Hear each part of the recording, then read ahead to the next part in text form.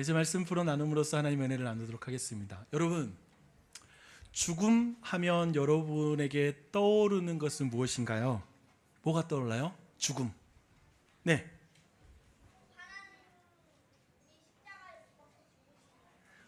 예수님께서 십자가에 못 박혀 죽으신 것이 떠오른다. 네, 이게 교회에서 정말 100점짜리 대답이라는 거.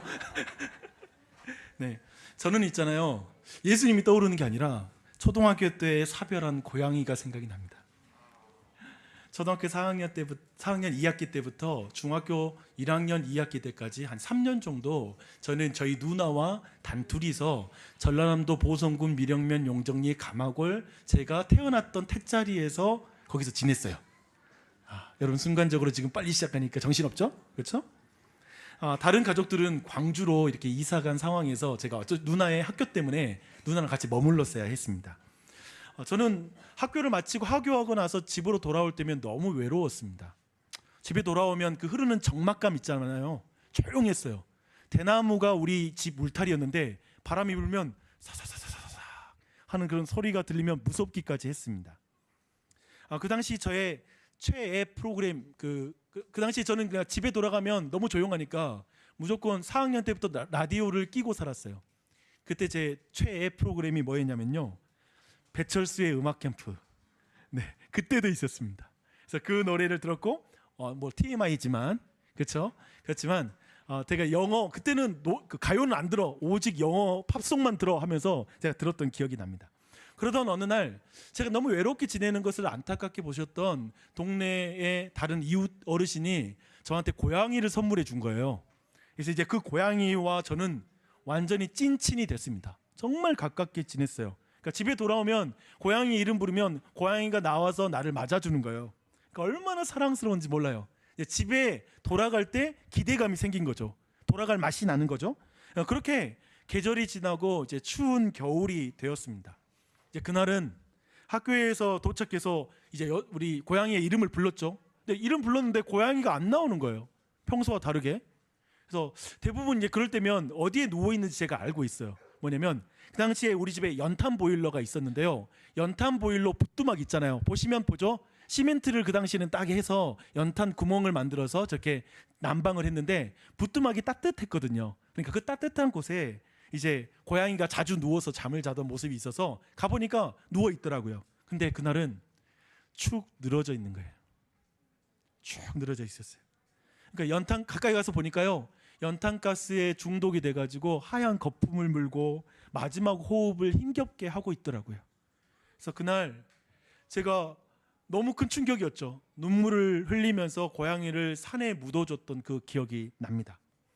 그러니까 이 고양이가 너무 갑작스럽게 죽은 거잖아요. 그 죽음은 저한테 너무나 큰 충격을 주었습니다. 제가 개와 고양이를 정말 좋아했거든요. 그런데 그날 이후로 애완동물을 끔찍히 싫어하는 사람이 됐어요.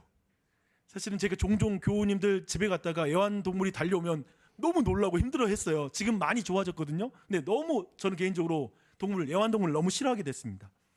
내가 너무나 사랑하고 의지했던 고양이의 죽음이 제게 영향을 준 것 같습니다. 아마도 제게 죽음은 그래서 저한테는 슬픔이에요. 너무 슬퍼요. 죽음하면 그냥 슬프고 그냥 피하고 싶은, 나로부터 멀리 떨어져 있으면 좋겠다라는 생각하는 그런 주제입니다. 사랑하는 동물 그리고 사랑하는 사람들과 단절되는 거, 다시는 볼 수 없는 그 죽음은 많은 사람에게 슬픔이 아닐까 싶습니다. 근데 이제 저는 애완동물과 비교할 수 없는 저희 아버지의 임종을 기다리고 있습니다. 준비하고 있습니다. 양가 직계가족 부모님들 중에서 이제 첫 이별을 저는 앞두고 있어요. 어쩌면 저는 죽음을 아마도 제가 태어나서 가장 가깝게 느끼는 그런 시점 가운데 와 있는 것 같습니다. 저는 제가 사랑하는 아버지의 죽음을 피할 수 없습니다. 그래서 저와 어쩌면 우리 모두는 죽음에 대한 준비가 필요한 것 같아요. 제가 돌아보면 그때 왜 그렇게 고양이가 죽었던 게 내게 충격을 줬을까 싶으면 저는 죽음을 어떻게 이해해야 될지, 어떻게 감정적으로 받아들여야 될지 준비가 전혀 안 돼 있었던 것 같습니다. 우리 모두 죽음을 준비해야 돼요. 오늘은 저는 여러분과 함께 죽음에 대해서 두 가지를 나누고 싶어요. 첫 번째 한번 읽어볼까요? 시작. 그리스도인은 사랑하는 사람의 죽음을 어떻게 받아들이는가. 이게 첫 번째예요. 두 번째, 시작. 그리스도인은 죽음을 어떻게 준비하는가? 저는 여러분과 함께 오늘 이 두 가지에 대해서 함께 나누고 싶습니다. 사도 바울은 가장 먼저 성도의 죽음에 대해서 알아야 된다. 그러니까 우리 모두에게 죽음에 대해서 알아야 한다고 말하고 있습니다. 여러분, 죽음이 뭐예요? 알고 있는 사람? 네, 우리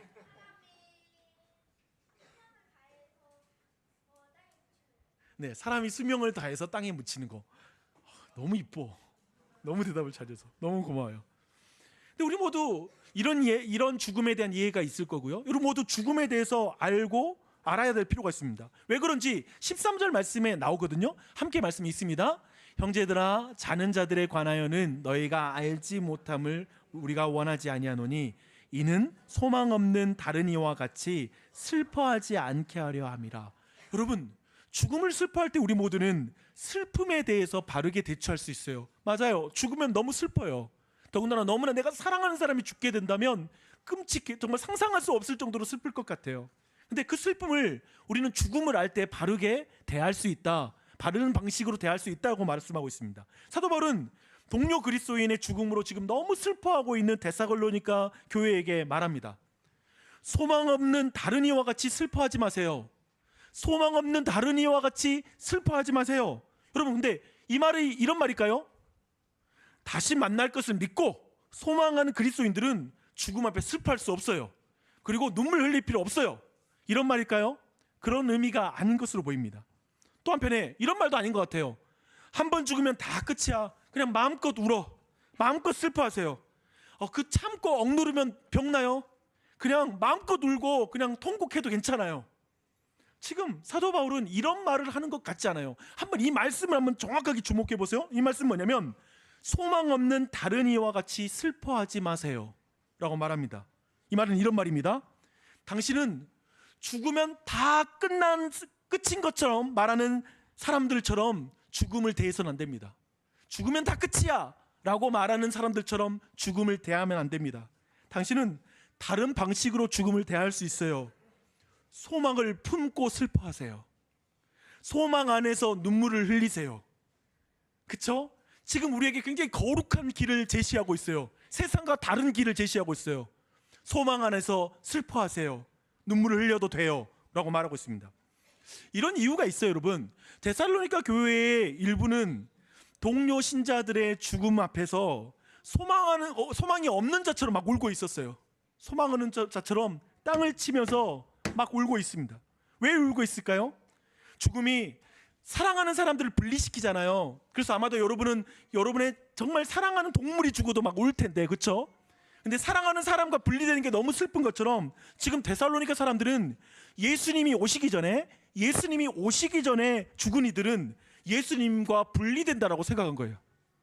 그래서 땅에 묻히면 어떻게 되죠? 이제 몸에서 벌레가 생기고 육체가 다 썩어져 사라지면, 그리고 뼈가 다 녹아져서 땅에 흡수되고 나면, 아니 그 사람이 어떻게 마지막 날에 예수님을 볼 수 있겠어? 그냥 영영 예수님 못 보는 거잖아 하고 그들이 슬퍼했던 것입니다. 그래서 소망 없는 자처럼 슬퍼한 거예요. 그들을 향해 사도가 이런 의미의 말을 합니다. 너희들은 죽은 자들이 잠시 잠을 자고 있다는 사실을 모르는 거니? 생각해봐. 우리는 예수님께서 죽으셨다가 다시 사신 것을 믿잖아. 여러분 믿으십니까? 예수님이 죽으셨다가 다시 사는 것을 믿잖아. 그 말은 하나님이 부활하신 예수님과 함께 오실 때 죽은 자들을 먼저 깨워서 데려오신다라는 걸 믿는 거야. 어떻게 이런 일이 일어날까요? 아니 예수님은 능력 있고 하나님이시니까 부활하지만 인간은 죽으면 썩어지는 거잖아요. 어떻게 이런 일이 일어나는 걸까요? 죽은 자들을 깨워서 데려오시는 것을 우리가 믿잖아요. 근데 이 일은 어떻게 되면 우리가 예수님을 믿을 때 우리 모두는 예수님과 하나가 되는 거예요. 어떻게 된다고요? 하나가 돼요. 예수님과 연합한다라는 것이죠. 그래서 너희와 예수님은 공동 운명체가 된단 말이지. 이 사실을 믿는다면 예수님이 재림하시기 전에 죽으면 불이익이 있다라고 말하는 말이 얼마나 터무니없는 말인지 너희들은 알 수 있을 거야. 살아있는 자들이 앞줄에 서고 죽은 자들이 뒷줄에 선다고? 잘 생각해봐. 하나님이 부활하신 예수님과 함께 먼저 죽은 자들을 깨우면 다시 오신 예수님 곁에 먼저 죽은 자들이 그 옆자리를 차지하고 있지 않겠어? 그치? 그렇죠? 그런데 여기서 이런 설명에서도 주의할 게 있어요. 오해하지 마세요. 이 말은 산자와 죽은 자 사이에 어떤 차별도 없을 거라는 말씀이에요. 그럴 거예요. 오늘 이 말씀 따라서 저희 아버지의 죽음을 제가 어떻게 준비해야 될까라는 생각을 한번 나누고 싶습니다. 오늘 저희 아버지가 세례를 받으시잖아요.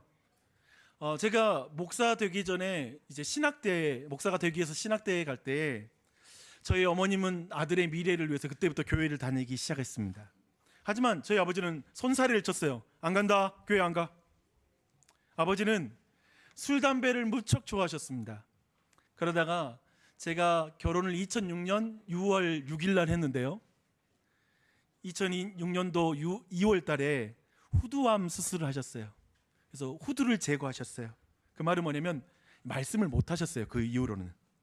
그때 수술을 마치시고 집으로 돌아와서 잠깐 교회에 다니셨습니다. 그때는 많은 걸 참으셨죠. 당연히 담배는 다시는 피고 싶어 하지 않으시더라고요. 어떻게 피겠어요, 그렇죠? 하지만 얼마 지나지 않아서 끊었던 술을 다시 입에 대셨고 이런 기계가 있거든요. 이런 기계를 보게 되면 목소리를 이렇게 재생해 주는 게 있어요. 그런 기계에 의지해서 말씀하셨는데 그렇게 기계에 의지해서 말씀하면서도 어머니와 가족들을 아프게 하는 말을 정말 많이 했습니다. 그리고 정작 끊지 말아야 될 교회를 끊었어요. 그렇죠? 끊어야 될 것은 계속 다시 돌아가고, 그리고 몇 년 전에 위암이 발견되셨습니다. 위에 암이 생겼어요. 제가 보니까 그토록 좋아했던 담배가 후두암으로 술이 위암을 불러온 것 같다라는 생각이 들었어요. 그래도 우리 아버지는 그런 상황에서도 얼마나 신실하게 예수님을 거부하는지 몰라요. 안 믿어요. 얼마나 완고하셨는지 모릅니다. 그러다가 작년 이맘때 위에 구멍이 났어요. 그래서 긴급하게 수술을 했습니다.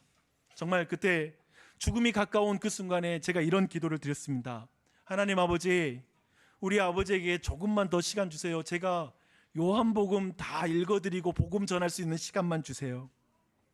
복음을 다시 한번 다 전할 수 있는 기회를 주세요. 그 다음에 데려가셔도 괜찮아요 라고 이렇게 기도했습니다. 다행히 아버지 수술 잘 받으시고 나왔고요. 요한복음 한 장 한 장 읽어드리면서 복음 다 전했습니다. 그리고 지난 1년 동안 저희 아버지는 이제 두 눈의 시력도 다 잃었어요. 앞을 못 보시는 것입니다. 그리고 위절제 수술 이후에 기력이 쇠하여져서 이제는 거의 누워만 계세요. 식사할 때만 잠깐 일어납니다. 그런데 제가 집에 가서 이렇게 기도해 드리잖아요. 기도하면 눈을 못 뜨시는데 거의 힘이 없어서 입을 이렇게 말해요. 아멘이라고 말씀하세요. 아멘이라고 말씀하세요. 최근에 우리 온 교회는 삼손의 생애에 대한 말씀을 나누는데 저희 아버지가 너무 삼손과 비슷하다, 문자 그대로 비슷하다라는 생각을 했습니다. 두 눈을 다 잃고 모든 힘을 잃고 나서야 하나님께 기도하는 사람이 되는 것, 하나님을 의지하는 사람이 되는 것, 저희 아버지가 그런 것 같습니다. 그런데 이것이 얼마나 큰 은혜인지 모릅니다. 그래서 저는 아버지의 죽음을 다시 만날 소망을 가지고 대할 용기가 납니다. 더 정확하게 말하면 저는 우리 하나님께서 예수님과 함께 다시 오실 때 우리 아버지를 다시 살리실 것을 소망함으로 아버지의 죽음을 대할 수 있는 용기가 이제 제 안에 있습니다. 저는 그러나 아버지 이제 소천하신 순간, 그 소식을 듣고 장례를 치를 때 순간순간 많이 울 것 같습니다. 그러나 소망 안에서 죽음이라는 이 비정상적인 이별을 저는 슬퍼할 것입니다. 소망을 가지고 사랑하는 사람의 죽음을 슬퍼할 것입니다. 저는 이것이 그리스도인들이 사랑하는 사람의 죽음을 대하는 방식, 그리고 이렇게 하나님께 영광 돌릴 수 있다고 믿습니다. 왜냐하면 하나님은 죽은 자를 다시 살리시는 분이시니까요. 그걸 믿는 것이죠. 이렇게 우리 사랑하는 사람의 죽음을 우리는 이런 방식으로 그리스도인들은 받아들입니다. 이제 그리스도인이 죽음을, 우리 각자가 죽음을 준비하는 방식의 내용을 이제 한번 살펴보도록 할게요. 여러분 따라해 볼까요? 현대 문화를 이렇게 말하는데요. 한번 따라해 보세요. 죽음을 숨기는 문화. 죽음을 숨기는 문화. 네. 예를 들어 한번 설명해 볼게요. 여러분, 쇼핑몰하고 백화점에는 창문과 시계가 없다라는 거 여러분 아세요? 왜 그럴까요? 왜 쇼핑몰과 백화점에는 시계가 없을까? 네. 네, 시간을 모르고 시간 가는 줄 모르고 계속 쇼핑하게 만들기 위해서 정확하게 답해줬습니다. 그렇죠? 네, 답을 해줬으니까 우리 나중에 또 하자. 네, 역시 역시 프로 답변러야. 그렇죠? 네, 네, 네. 여러분 생각해봐요. 이것은 뭐냐면 지금 시간이 가고 있다는 걸 인식하게 되면 빨리 내가 살 물건만 빨리 사고 갈 수 있는 가능성이 커지고, 한편에 시간도 모르고 시간의 흐름을 모른다라면 이것저것 더 둘러보다가 제품들 많이 둘러보다가 더 많은 쇼핑을 할 수 있는 가능성이 높아지는 것이죠. 그래서 백화점과 그리고 쇼핑몰에는 시계가 없어요. 근데 제가 볼 때 사탄은 있잖아요. 현대 문화에서는요, 죽음을 알려주는 시계를 숨기는 문화예요. 그걸 아주 사탄은 잘해요. 이걸 여러분 잘 기억하셔야 됩니다. 그리고 이 세상은 우리 모두에게 이렇게 말하는 거죠. 야, 죽음과 같은 그 끔찍한 단어는 생각하지 마라. 왜 그런 생각을 해? 안 좋은 생각하지 마. 그저 이 세상에 누릴 행복과 그 생존에만 좀 관심 가져. 뭘 죽는 걸 생각해? 살려고 생각해야지. 그런 불행은 다른 사람에게만 일어난다고 생각해도 돼. 남들에게나 일어난 일이라고 생각하면 돼. 죽음과 슬픔은 또한 닥쳐서 느끼면 되지, 굳이 미리 생각해가지고 그렇다고 해서 뭐 뾰족한 수가 있어? 그냥 지금을 즐겨. 바로 이거죠. 현대 문화는 우리 모두에게 이렇게 말하고 있어요. 그러나 성경에 나오는 한 시인은 우리 모두에게 이렇게 말합니다. 이 말씀을 함께 읽어보겠습니다. 우리에게 우리날 계수함을 가르치사 지혜로운 마음을 얻게 하소서. 다시 한번, 우리에게 우리날 계수함을 가르치사 지혜로운 마음을 얻게 하소서. 저는 이렇게 말하고 싶어요. 우리날 계수함을 알려주는 그 지혜를 오늘 저는 죽음을 알려주는 시계라고 이렇게 여러분한테 말씀드릴게요. 우리날 계수함을 알려주는 그 지혜, 그것을 죽음을 알려주는 시계라고 불러볼게요. 그래서 시인은 지금 우리 모두에게 이렇게 말하는 것입니다. 여러분 살아갈 때 죽음을 알려주는 시계를 꼭 보셔야 됩니다. 그래야 당신의 삶을 낭비하지 않을 수 있어요. 죽음이라는 시계를 자주 보세요. 잔치집에 가지 않더라도 상갓집에 꼭 가서 죽음이라는 시계를 꼭 보세요. 아이들 데리고 잔치집 데려가지 말고 차라리 상갓집에 데려가서 죽음에 대해서 알려주세요. 죽음이라는 시계를 염두에 두고 오늘을 사세요. 이 말은 사자, 곧 죽은 자가 아니라 산 자를 위해서 꼭 여러분은 죽음을 알려주는 시계를 봐야 됩니다 라고 이렇게 말씀하고 있습니다. 이게 성경에서 말하는 강조입니다. 2년 전에 했잖아요. 제가 안식월 맞아가지고 유럽에 갔다 왔잖아요. 영국하고 독일, 스위스, 오스트리아를 이렇게 쭉 돌아봤는데 가는 곳마다 오래된 교회들이 참 많죠. 근데 그 교회들마다 공통점이 있어요. 그 공통점이 뭐냐면 교회 앞마당에 공동묘지가 있다는 거예요. 그래서 그런 생각이 들더라고요. 옛날에 교회를 다녔던 사람들은 예배드리러 갈 때마다 죽음을 통과해야 되겠구나, 죽음을 생각하고 예배당에 들어가겠구나. 되게 역설적이잖아요. 교회는 생명의 집이잖아요. 근데 그 앞에 공동묘지가 있는 거예요. 그리고 죽음을 기억해. 심지어 엄청 큰 대성당에 가보면 그냥 그 성당 안에 묘지가 있어요. 성당 안에 묘지가 있어. 무덤이 있어요. 중요한 게 뭐냐면 이거예요. 아마도 그 시대의 어린 아이들부터 어른들까지 모두 그들의 마음의 손목에는 죽음을 알려주는 시계가 분명히 차여져 있을 것 같아요. 죽음을 생각하는 것이죠.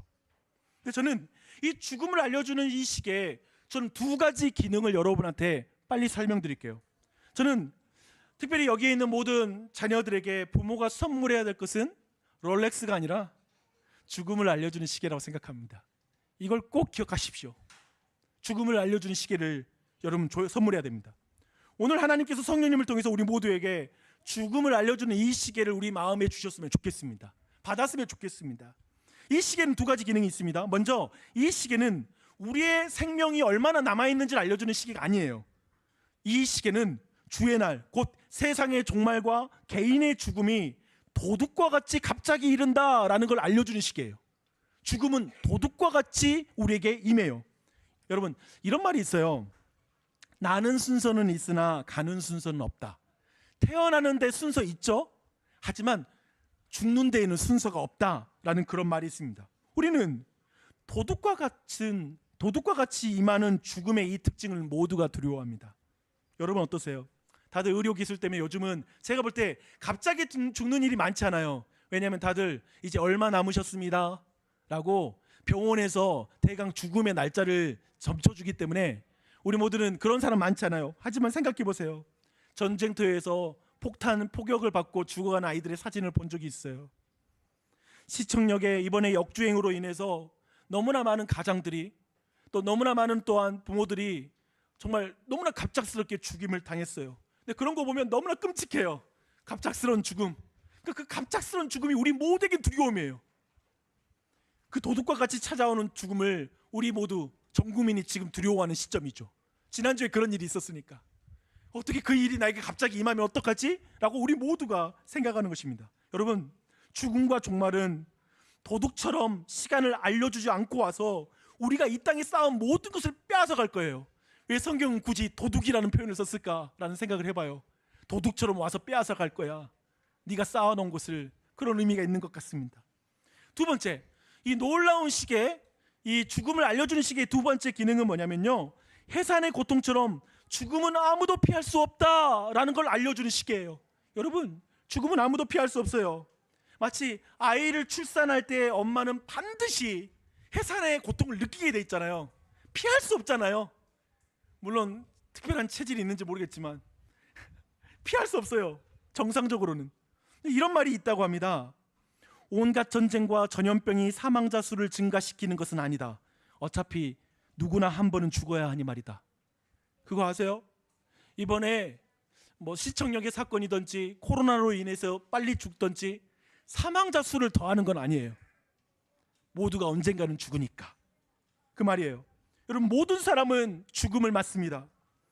여러분이 건강해서 혹 의료기술을 도움을 받아서 130년을 산다고 생각해 봐요. 여러분, 이 자리에 누가 있을까? 우리 온유? 온유가 130년을 산다고 생각해 봐. 그러면 어떤 일이 벌어질까? 내가 볼 때 분명히 배우자만이 아니라 자녀의 죽음까지 볼 가능성이 커져. 그러겠죠, 그렇죠? 130년을 살면 상상하기 힘들지만 손주의 죽음까지 볼 수도 있는 나이가 되겠죠. 본인은 죽음을 피하고 싶어서 이리저리 다 피해가도 죽음은 가까이에 있을 것입니다. 자신의 죽음을 더디 볼수록 사랑하는 이의 죽음을 더 많이 봐야 하는 것이 인생이 아닌가 싶어요. 나중에 자신의 죽음 앞에 서야 되겠죠. 아무리 장수를 해도 우리 모두는 죽음을 피할 수 없습니다. 여러분, 이것을 꼭 기억하십시오. 이게 두 번째, 이 죽음의 시계의 기능입니다. 여러분, 그 메멘토 모리라는 말이 있어요. 이제 전체 내용을 한번 쭉 정리해 볼게요. 메멘토 모리라는 말이 있는데 한번 따라해 볼까요? 죽음을 기억하라. 네, 이 말 자체는 어디서 나왔냐면 스토아 철학자들에게 나온 말이에요. 뭐냐면 인간의 삶은 유한하니까 그 유한한 삶을 깨달으면 그것을 기반해서 삶을 의미 있게 살아야 된다라는 걸 강조하는 말입니다. 근데 이런 메멘토 모리의 생각들이 미술사회에서도 표현된 적이 있는데요. 여러분, 미술사회에 보면 바니타스라는 정물화 장르가 있어요. 한번 그 사진을 봐볼게요. 네, 섬뜩하죠? 16세기와 17세기 네덜란드와 벨기에에서 유행했던 미술 장르입니다. 그림 너무 무섭죠? 그러니까 여기 안에 해골이 있고요, 시계, 꺼진 촛불, 그리고 썩어가는 과일, 모래시계, 비눗방울, 악기, 책, 화려한 꽃, 이런 우리의 일상에서 쉽게 볼 수 있는 사물들이 이 정물화의 주요 재료예요. 근데 잘 봐봐요. 꽃은 금방 시들죠. 저 시간의 흐름, 뭐냐면 저 시간의 흐름 속에서 그런 삶의 덧없음, 죽음의 불가피성, 세속적인 쾌락의 허무함, 이런 모든 걸 상징하는 그림, 그 장르가 바로 이 바니타스라는 그런 장르였습니다. 모두 죽음을 알려주는 시계의 중요성을 말합니다. 여러분, 예수님을 믿는 사람만 그걸 생각하는 게 아니에요. 세상에 예수님을 알지 못하는 사람도 죽음의 의미를 깨달아야 된다고 말해요. 죽음을 알려주는 시계가 필요하다고 생각해요. 그래서 그림도 그리는 거예요. 제 생각에 우리 시대에 어쩌면 의미에서 죽음을 알려주는 시계는 지난주에 있었던 슬픈 사고, 이런 사고가 있을 때 우리는 죽음을 생각하는 것 같아요. 그런데 여러분, 저는 여러분에게 죽음을 알려주는 진정한 시계, 진짜 죽음을 알려주는 진정한 시계를 여러분 앞에 소개하고 싶습니다. 여러분, 이 그림을 보십시오. 뭔가요? 예수님이십니다. 사도 바울은 갈라디아 교회를 향해서 이렇게 말씀하세요. 내가 그리스도와 함께 십자가에 못 박혔나니. 바울은 있잖아요, 십자가에 달려 죽으신 예수님을 볼 때 자신의 궁극적인 죽음을 함께 봅니다. 여러분 기억하세요. 우리의 궁극적인 죽음이 십자가에서 예수님과 함께 이미 죽어진 거예요. 모든 그리스도인들은 있잖아요, 우리 육체가 죽기 전에 그리스도와 함께 십자가의 죽음을 경험한 것입니다. 그리고 그리스도가 부활하실 때 그리스도와 함께 부활할 것입니다. 그러니 예수님이 달린 십자가는 참으로 우리의 죽음을 알려주는 진정한 시계입니다. 그 십자가를 보십시오. 그리고 거기에 맞춰 우리의 시간을 사십시오. 도널드 그레이 하우스라는 한 목사님, 미국의 목사님이 계시는데, 그 목사님이 아이들과 장례식을 향하고 있었습니다. 누구의 장례식이냐면 아이들 엄마의 장례식이었어요. 겨우 30대 후반이었던 그의 아내가 채 12살도 안 된 4자녀를 남긴 채 암으로 세상을 떠난 거예요. 그는 자녀들과 함께 차를 몰아서 장례식으로 향하는데 갑자기 대형 트럭이 안쪽 차선으로 추월하면서 트럭의 그림자가 그 차를 덮은 거예요. 들이웠습니다. 그 순간에 아빠가 아이들에게 이렇게 질문을 했어요. 트럭과 트럭의 그림자 중 어느 하나에 치여야 한다면 너희는 어느 쪽을 택하겠니? 그렇게 물었어요. 당연히 그림자죠 라고 11살 아이가 답했습니다. 그 답을 듣고 아빠가 이렇게 말해줬어요. 그게 바로 지금 엄마에게 벌어진 일이야. 죽음 자체에 예수님이 이미 치이셨기 때문에 엄마는 죽음의 그림자에 치였을 뿐이야. 죽음 자체에 예수님이 이미 치였기 때문에 엄마는 죽음의 그림자에 치였을 뿐이야. 네. 이것이 바로 우리는 예수 그리스도 안에서 이미 이렇게 죽고 함께 산 사람인 줄 믿습니다. 죽음으로 보는 거룩한 삶을, 그래서 사도 바울은 이렇게 말합니다. 내가 그리스도와 함께 십자가에 못 박혔나니 그런즉 이제는 내가 사는 것이 아니요 오직 내 안에 그리스도께서 사시는 것이다. 내가 육체 가운데 사는 것은 나를 사랑하사 나를 위하여 자기 몸을 버리신 하나님의 아들을 믿는 믿음 안에서 사는 것이라. 아멘. 아멘. 주 안에서 사랑하는 여러분, 죽음으로 보는 거룩한 삶은 죽음을 피하는 것보다 죄를 피하는 삶입니다. 죽음을 생각하지 않는 것이 아니라 죽음을 염두에 두고 구원자이신 하나님을 경외하면서 살아가는 것입니다. 구원자이신 하나님을 두려워하고 사랑하며 살아가면 우리는 나중에 아주 작지만 그리고 강한 그 죽음이라는 큰 위험과 두려움으로부터 구원받게 될 것입니다. 죽음을 보는 거룩한 삶은 지금 세상을 향하여 여러분이 죽는 연습을 하는 삶입니다. 그러면 그날이 오면 그리스도와 함께 방해 없이 함께 사는 삶을 시작하게 될 것입니다. 죽음을 보는 거룩한 삶은 지금 모든 것을 내려놓는 법을 배우는 삶입니다. 죽음을 맞이할 때 거칠 것 없이 가벼운 몸으로 예수님을 향하여 뛰어 달려갈 수 있을 것입니다. 죽음을 보는 거룩한 삶은 결국에 계속되는 것은 사랑이기에, 이 세상의 모든 것이 사라져도 사랑은 영원하기에 자신이 가진 모든 것으로 주변에 있는 사람을 사랑하는 데 나누고 그리고 하나님을 사랑하는 삶을 사는 것입니다. 그게 죽음으로 보는 거룩한 신자의 삶입니다. 그것이 주님을 준비하는 길입니다. 그 길을 걸어가십시오.